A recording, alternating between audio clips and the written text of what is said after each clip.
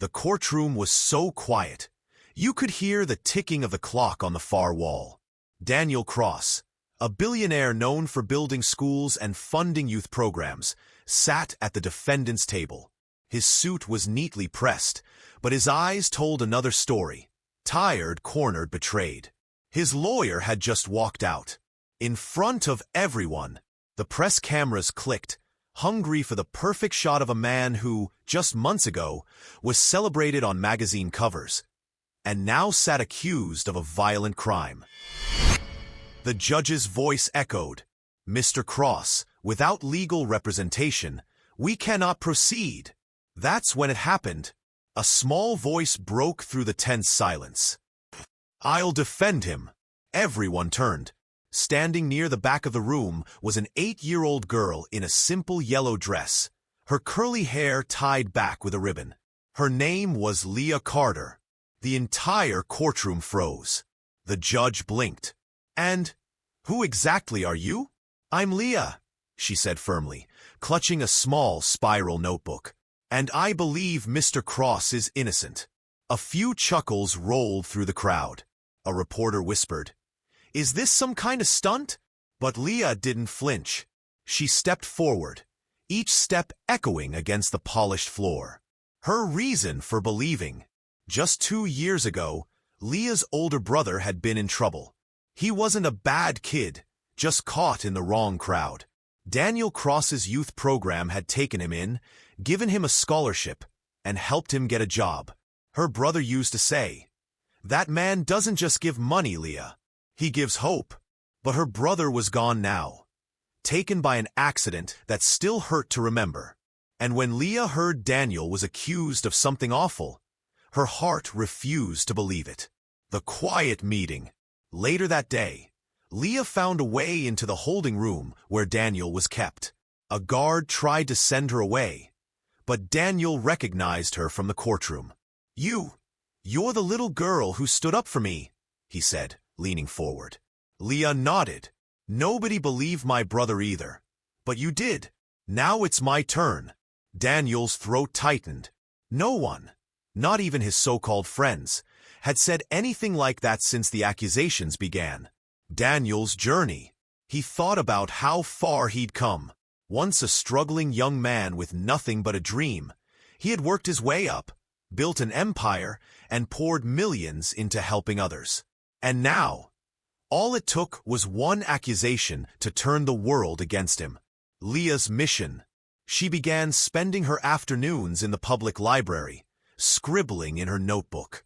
She didn't understand all the legal words, but she was determined to find something, anything, that could help Daniel. Then one evening, while flipping through an old newspaper, she saw it. An article about Daniel's early business partner, a man named Colin Ward. The smile in the photo didn't match his eyes. Something about him felt wrong. Leah closed her notebook with a snap. If Daniel was innocent, then maybe Colin was the key. The courtroom was packed again. Every camera lens was pointed at the front, waiting to capture the moment Daniel Cross's fate would be sealed. The whispers in the gallery were sharp, like the hiss of 1,000 snakes. Leah Carter sat in the front row beside her grandmother, clutching a manila folder so tightly her knuckles turned white. Inside were photographs, printed emails, and one audio file she had listened to over and over the night before. When the bailiff called for order, Daniel was let in, wearing the same tired expression he'd worn for weeks.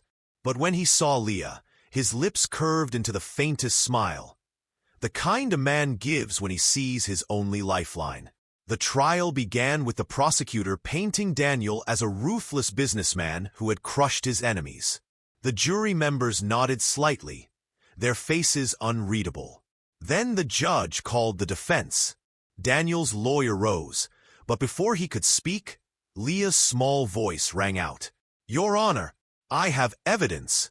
The entire room froze. The judge peered over his glasses.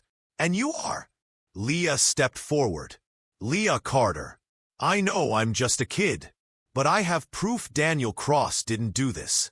The real person behind it is Colin Ward." The name hit the room like a dropped glass. Colin, Daniel's former partner, the man who had vanished years ago. Reporters scribbled furiously, and one juror's eyes widened. The judge's voice was stern. "Young lady, this is highly irregular." But Leah didn't back down. Irregular is letting the wrong person go to jail. She handed the bailiff her folder. Inside were photos of Colin meeting with Richard Voss, the victim, just days before the alleged crime. There were printed copies of threatening emails Colin had sent to Daniel, demanding money in exchange for keeping the deal quiet. And finally, there was a recording of Colin bragging to someone about framing Daniel to settle an old score. The judge leaned back in his chair, scanning the documents. After a long pause, he turned to the prosecutor. "We're adjourning for further investigation.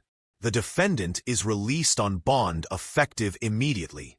Daniel exhaled sharply. The chains around his wrists were removed.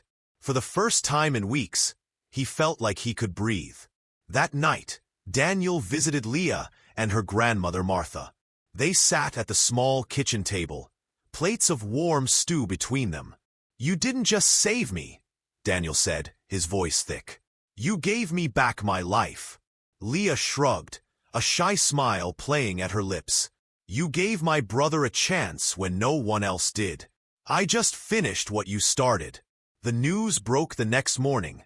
Colin Ward arrested for fraud and conspiracy, and Daniel's name was cleared. His company shares rebounded, investors returned, and his reputation was restored. But to Daniel, the real victory wasn't in the headlines. It was in the way Leah's eyes lit up when he told her, "You'd make a brilliant lawyer someday." Leah giggled, shaking her head. "Maybe, but for now, I'm just a girl who knows the truth matters." Daniel smiled. "And that, Leah Carter, is what changes the world.